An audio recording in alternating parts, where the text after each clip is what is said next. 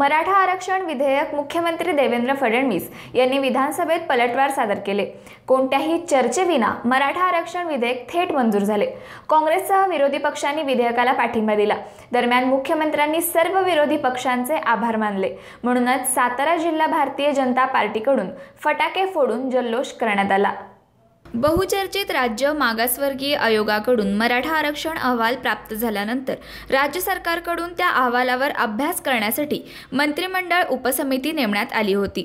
मराठा समाजाला 16% आरक्षणाची तरतूद केल्याची माहिती विश्वसनीय सूत्रांकडून मिळाली आहे। शिक्षण आणि नोकऱ्यांमध्ये मराठ्यांना आरक्षण मिळणार हे निश्चित झाले आहे।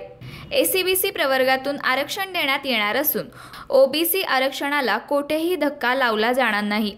आज संध्याकाळपर्यंत किंवा शुक्रवारी मराठा आरक्षणाचे विधेयक सभागृहात मांडले जाईल आणि ते एकमताने मंजूर होण्याचे संकेत असल्याची माहिती उच्चस्तरीय सूत्रांनी दिली आहे। मराठा आरक्षण विधेयकाच्या पूर्वसंध्येला मंत्रिमंडळ उपसमितीची 5वी बैठक बुधवारी रात्री विधान भवनात पार पडली। या बैठकीत आधी एटीआर सादर करण्याचा व त्यानंतर विधेयक मांडण्यावर चर्चा करण्यात आली। हे विधेयक एकमताने मंजूर करण्याचेही सरकारचे प्रयत्न आहेत। आज महाराष्ट्रामध्ये सातारा शहरामध्ये आम्ही फटाकडे वाजवून आज मोठा आनंद उत्सव साजरा करीत आहे।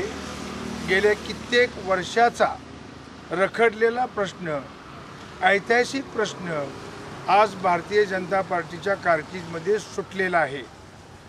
मराठाच्या आरक्षण मिळावं म्हणून मराठे गेले कित्येक वर्ष आरक्षणाकरता भांडत आहेत आणि त्या भांडलेल्याचा न्याय भारतीय जनता पार्टीचे नेते माननीय आदरणीय देवेंद्र फडणवीस यांनी आज आम्हाला न्याय दिलेला आहे।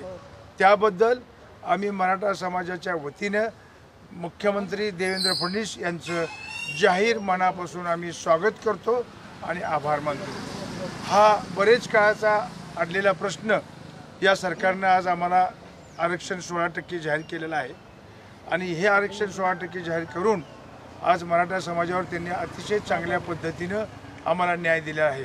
हा न्याय भारतीय जनता पार्टी, युती सरकार असलेलं शिवसेना आणि सर्व पक्षांनी आज विधानभवनामध्ये सर्वांनी एकमुखी पाठिंबा व्यक्त करून आज 16% आरक्षण मराठ्यांना दिल्याबद्दल सर्वांचा आम्ही जाहीर आभार मानतो। आणि त्यातली त्यात या सगळ्याला श्रेय महत्त्वाचं म्हणजे या महाराष्ट्राचे मुख्यमंत्री देवेंद्र फडणवीस यांनी अतिशय एक चांगल्या पद्धतीने अभ्यास करून आम्हाला 16% आरक्षण दिल्याबद्दल पुन्हा आम्ही त्यांचे एकदा जाहीर आभार व्यक्त करतो। जय हिंद, जय श्रीराम, जय भारत, जय महाराष्ट्र।